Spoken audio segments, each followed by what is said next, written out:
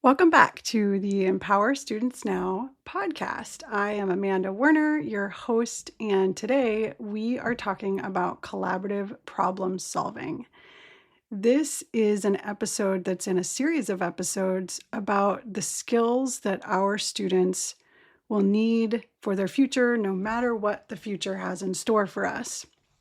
And each of these episodes has slideshows, student-facing slideshows that you can use today if you wanted, or tomorrow.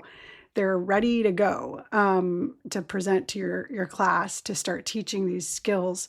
If you want access to these slides, go to the link in the show notes called Essential Skills Slideshows.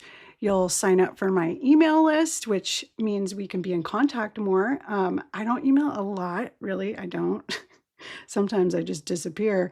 But I do like to keep in contact with listeners of the podcast and send you freebies, send you updates, send you surveys about what you want to hear on the podcast, what kind of lessons you're interested in receiving, things like that. So definitely sign up and access all of these slides that you can use.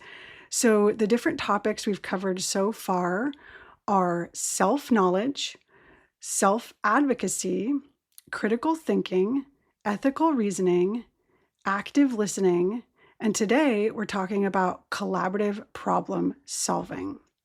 And this episode does come with its own slideshow, student-facing, ready to go. You could even give it to a sub if you wanted. I don't recommend that because this is such an important skill. Or maybe your sub covers a little bit of it and then you continue on when you come back.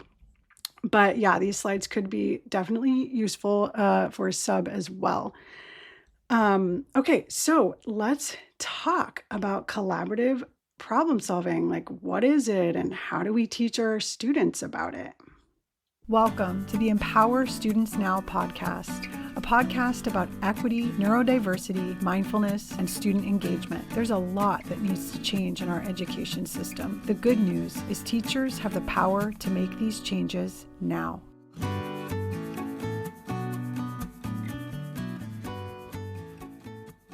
So collaborative problem solving is the ability to work with others to tackle problems, to tackle challenges that none of you alone could solve. So it's not group work. That's different. Group work and collaborative problem solving are not the same. Group work can mean like 4 students dividing up a task and working in parallel, like parallel play, right? But parallel schoolwork. Collaborative problem solving means genuinely thinking together, building on each other's ideas, and creating solutions that emerge from the collaboration itself. So let me talk about a common scenario that happens in classrooms all over the world. A teacher assigns a group project, and the teacher carefully constructs the groups to balance skills and personalities. You give really clear instructions about the project, and then you observe the different groups, and one student takes over, another disengages, a third just does the bare minimum, and then a fourth student just ends up doing all of the work and resenting the others in their group. Does this sound familiar? This happens, and it's really common, and I don't want you to beat yourself up about it. It's happened in my classroom over and over and over again, okay? We're equals here, okay? So what's happened is we often put students in groups without really teaching them, taking the time to actually teach how to collaborate. And it's not your fault, right? We have so many things we need to teach, like our subject area. It's hard to make time to teach these types of skills explicitly. And a lot of times teachers just assume students already know how to do this because they learned it in the grade prior, right? Like, especially high school teachers, they just assume students should know this already. Well, guess what? They don't. Because I've taught elementary, middle, and high school. And even in elementary, like when I I taught third grade. I was guilty of this too. I would be like, well, the second grade teachers already taught this, or the first grader teachers already taught this. We're always like handing off, like this responsibility to the teachers before us. But like, really, like how many classrooms actually teach these things explicitly? I don't know of many, including my own. But these skills are becoming more and more and more vital. I know you know this. Okay. And they need to be taught explicitly, directly. So that's why I'm giving you these slides. That's why we're talking about this today. I want to make it easy for you to teach these essential skills. So what does real collaborative problem solving actually look like? I feel like even adults aren't familiar with this. So it requires a problem that's genuinely complex. So something that benefits from having multiple perspectives. If you're assigning a task like read these 3 articles in your group and summarize them, that's not really a task that's needed, like that collaboration is really needed because there's no like problem. I mean, students might think there's a problem that they have to read these articles and write summaries for them, but that's not really a problem. It's more of like an activity that they could get help from each other with, but it's not really something that like you could practice collaborative problem solving with. So the task is important. So a task like design a solution to reduce the food waste in our cafeteria. That's something that actually requires people to think together. And second, it requires interdependence. So each person needs to bring something unique to the table. And the solution needs to be better because everyone contributed to the problem or like solutions to the problem. So if one person could have done it alone just as well, it's not real collaboration. And so thirdly, collaborative problem solving requires a process. And this is what we often skip in classrooms because we don't have time. We tell students to work together, but we don't teach them how. What does it mean to build on someone else's idea? How do you disagree productively? What do you do when the group is stuck? So let me share what I've learned about collaborative problem solving with you using some key points. Okay.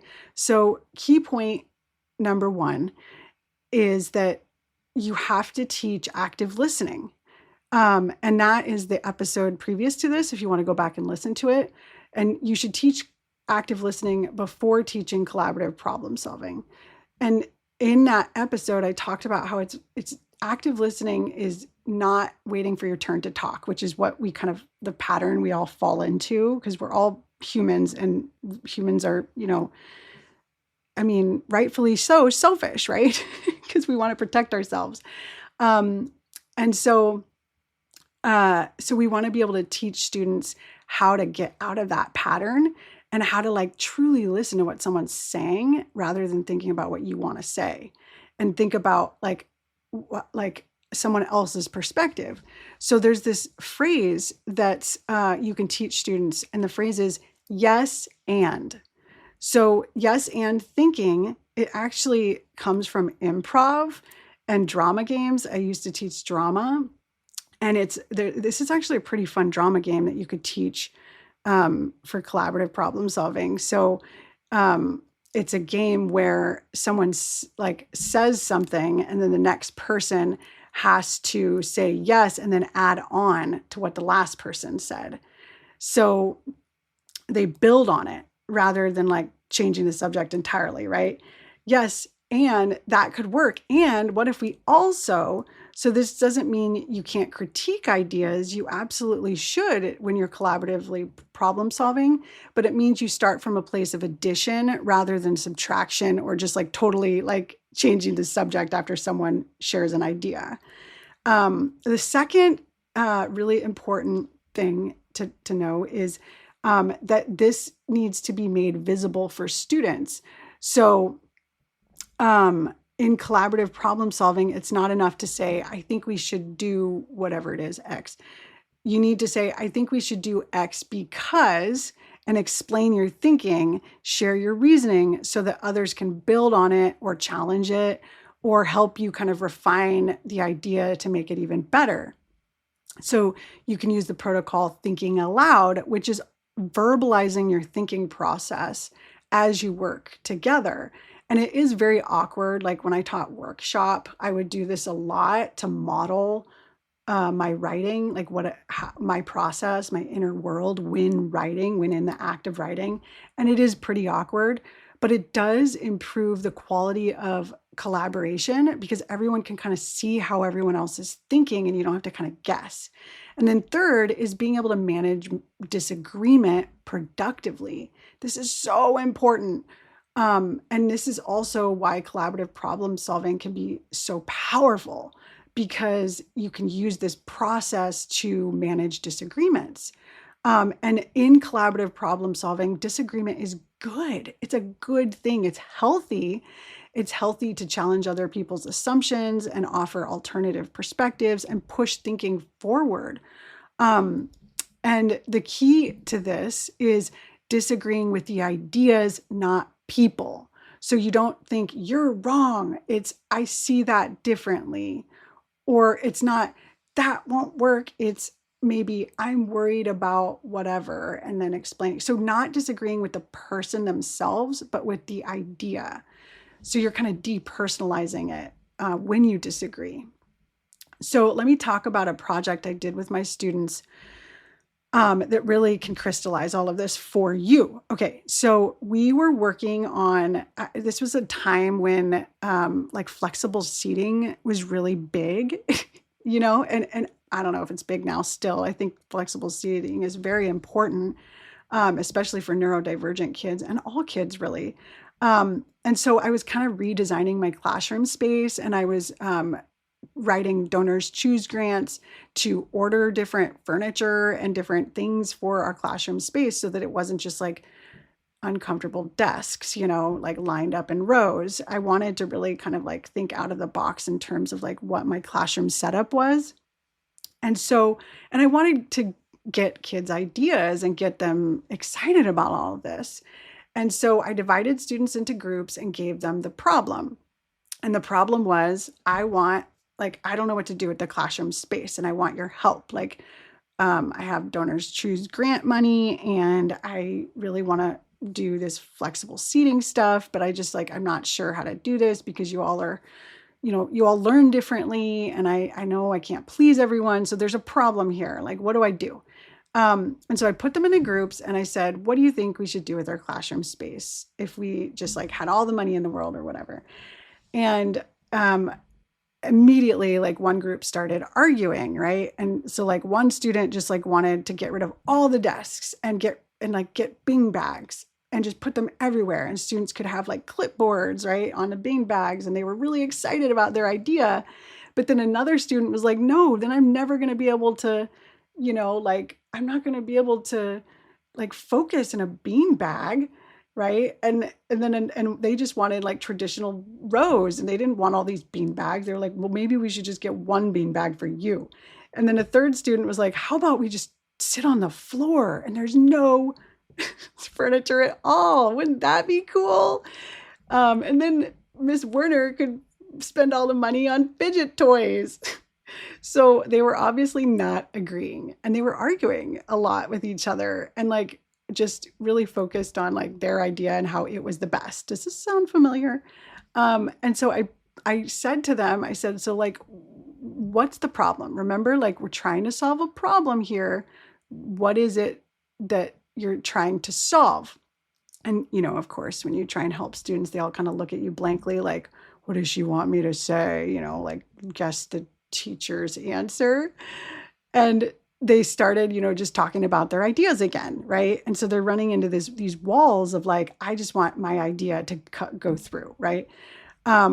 So I did ask them to share, like, okay, what is it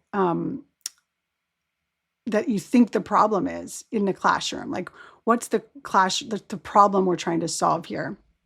And like, what is the problem that bean bags would solve? What is the problem that rows would solve, right? That's kind of what I was asking them. So the student who wanted bean bags really cared about comfort. The student who wanted rows cared about focus. The student who wanted no furniture just wanted to be able to run around, right? So then they were able to kind of understand each other's perspectives and listen to each other. And a lot of times, sometimes instead of just breaking kids up into groups and just like sending them off to do the work to solve the problem, sometimes it helps to like have a fishbowl kind of interaction first. And so pulling this group into a fishbowl and having everyone observe the conversation, it's a really great strategy. And so I told them, I said, all of your ideas are awesome. They're really, really great. And so why don't we combine them? That's what collaborative problem solving is. So we could have zones in our classroom, like a quiet focus area with rows of desks, a comfortable reading area with bean bags, a space that's totally open with nothing.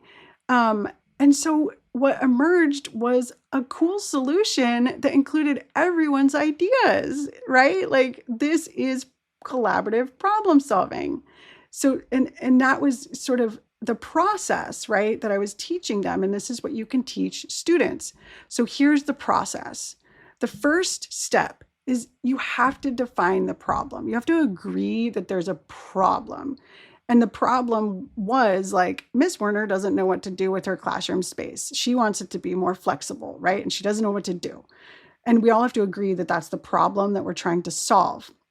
What's the challenge? What are the constraints? And like, what might success look like, right? Second, the second step in the process is to have students generate ideas without anyone judging them. Okay, so this is like a space for the most random, weird, outrageous ideas. They're all welcome. And at this step, at this stage in the collaborative problem solving process, quantity matters more than quality. And so this is kind of the step that these students got stuck on because they were like really coming up with quality ideas that they thought was the best, right? But you want to come up with more ideas, right, than just the initial first idea. And that no one is shooting other people's ideas down. And then third, you build on each other's ideas. This is where the yes and comes in. Take ideas and keep and build them. Like, what would this look like if we took all of our ideas and combined them? What about this idea and this idea, right? And like, if you came up with a large list of ideas and everyone had like 5 ideas, and then you could pick and choose which ones do we think would work and solve the problem, right? This is where collaboration really happens.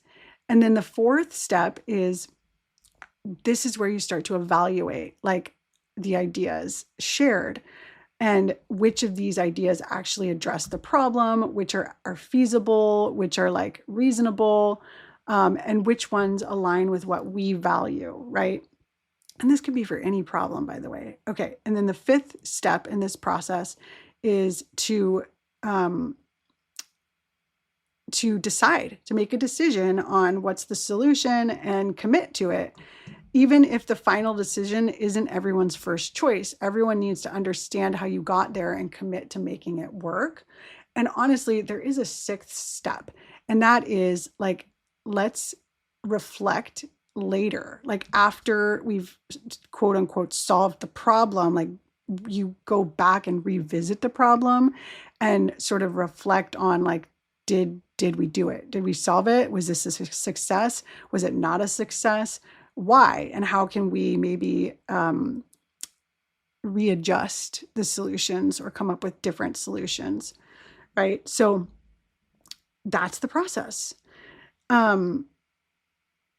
So I do want to address something when having kids work in groups, and that's that there's certain requirements in order for students to be able to work in groups successfully and like actually solve a problem successfully.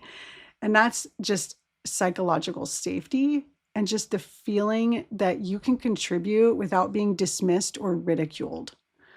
And this is not automatic, especially in groups of like middle schoolers or teenagers who are really navigating like complex social hierarchies, right? And like cliques and things.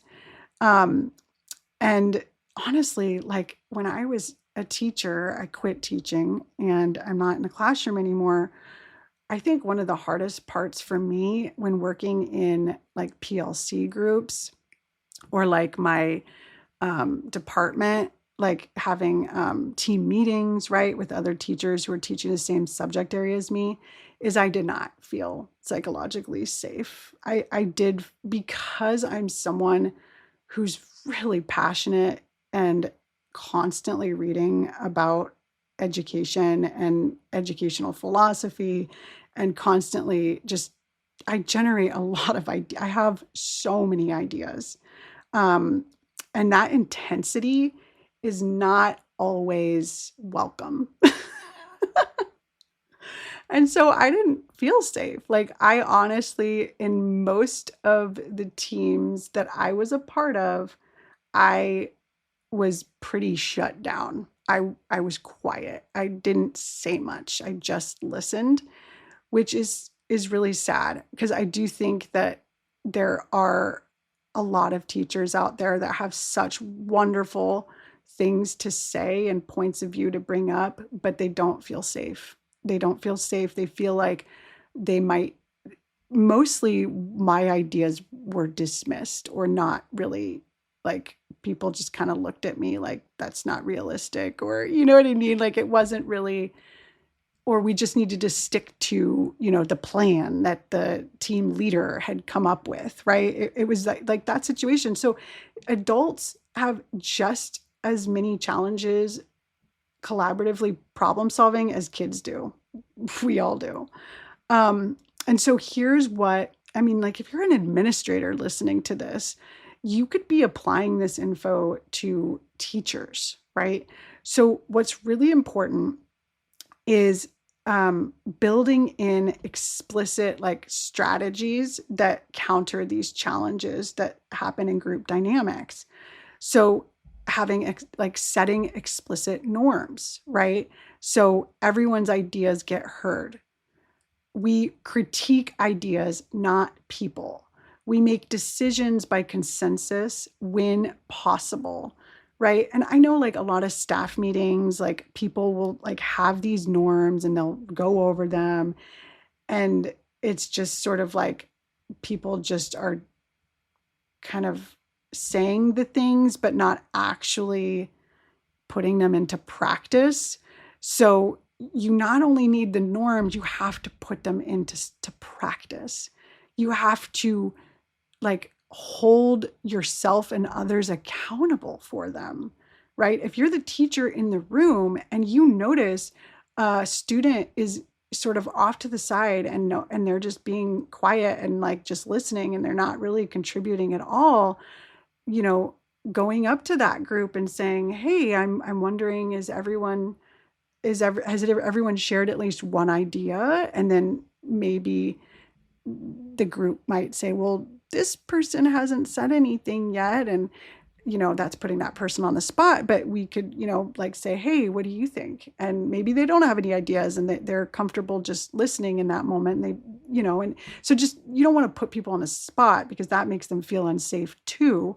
And I'm thinking about myself. If someone had said that to me, like during a team collaboration meeting, I feel like it would have felt really good. Like, what do you think, Amanda?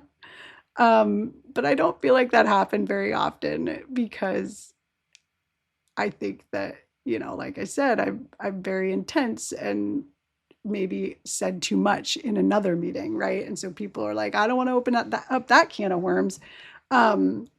So there's so many social dynamics that we could talk about that happen, but just naming them, like even just like saying it out loud, like this happens, this is normal.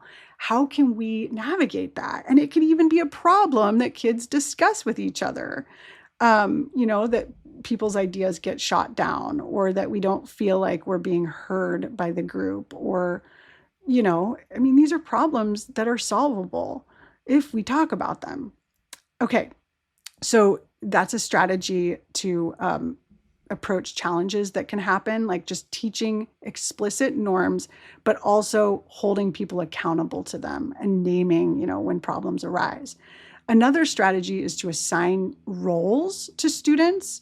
And I think sometimes these roles can be challenging, to assign, or for kids to take on. But they could, negotiate with each other, like who's, really good at writing, right? They could be the recorder, and who likes writing, who has nice handwriting, right? Or who's really fast at typing, they're the recorder. Um, or maybe there's no one in the group that's fast at typing, so maybe they do a voice recording. I don't know. Like, I'm just thinking in unique ways right now. Um, who could be the devil's advocate? There's a devil's advocate role, right? Like, the devil's advocate is always trying to see the other side of the problem, like the other point of view. So that could be a person's role in a group. The timekeeper, the facilitator to make sure everyone's heard. There's many different roles that students can play in a group that gives them sort of purpose in the group. And then, of course, you want to build in the reflection after collaborative work, like ask students what worked well, what was challenging, what would you do differently next time. All of these can help students improve. And then intervene as needed. If a student is dominating a group or withdrawing in a group, try not to ignore it. Pull the group aside and help them reset. And here's something I've noticed. The students who struggle most with collaboration are often the students who are used to being the smartest in the room or the most hardworking. They've succeeded by being individually brilliant, and now they're being asked to subordinate their ideas to a group process. And that's super uncomfortable for type A people, right? I'm one of them, okay? So, like, working in group settings is really hard for me because I want to just do it all. Like, because I think I'm going to do it better than anyone else, right? And so really, this is a problem that needs a solution, right? So this is another opportunity that you have with this student, this type A student, to kind of shift their mindset, and don't make them feel bad about their type A personality. Tell them, like, you have such good ideas. You are such a hard worker, right? You have the capacity to do everything for this group, right? You do, like, and that's amazing. And that work ethic is going to get you far in life. But what I want you to grow, the area I think you need to grow in, is collaboration, is listening to others' ideas and enhancing your own ideas by incorporating their ideas, right? Because when you collaborate with others, it pushes you to be even better and to reach places you wouldn't have been able to reach yourself. It's a whole mindset shift. And so instead of seeing collaboration and group work as a burden, students can start to realize, like, oh, wow, yeah, like I am better with others, right? And you really want to help them realize that. So here's what you want to take away today. Don't assume that students know how to collaborate. Teach it explicitly. Use my slideshow if you want. Give them protocols, sentence frames, and feedback on their collaboration skills, not just on the final products they produce in groups. Second, design tasks that actually require collaboration. If students can complete it just as well individually, it's not a collaboration task. So find problems that are genuinely enhanced by multiple perspectives. Third, assess the collaboration separately from the content. Students should get feedback and they should self-reflect on how they work together, what went well, what didn't go well. And this sends the message that this whole process matters, right? And just being patient and realizing that good collaboration is pretty messy. There's conflict.